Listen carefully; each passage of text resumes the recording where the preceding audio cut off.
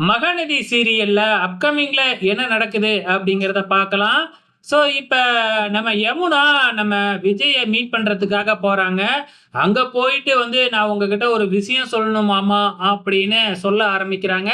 விஜயும் என்னாம்மா அப்படின்னு சொல்லி கேட்கறாங்க. கண்டிப்பா காவேரி நிவின் மேட்டர பத்தி சொல்லுவாங்களா? இல்ல சொல்ல மாட்டாங்களா? அப்படிங்கிறது தெரியல. யமுனா உண்மைய சொல்லிட்டா கூட விஜய்க்கு ஓரளவு அண்டர்ஸ்டாண்ட்ல வந்துருவோம். ஆனா, இந்த யமுனா வேற மாதிரி சொல்றதுக்கு கூட வாய்ப்புகள் இருக்கு. இதனால விஜய்க்கும் அப்ப காவேரி மேல நம்ம மேல காதல் இல்ல.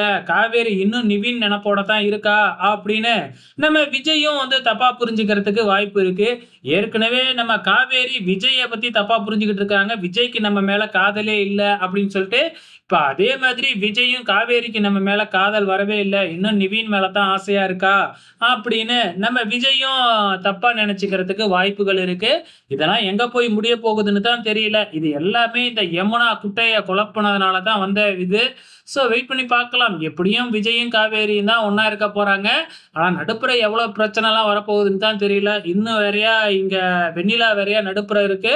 ஸோ என்ன பிரச்சனைலாம் வரப்போகுதுங்கிறத பொறுத்திருந்து பார்க்கலாம்.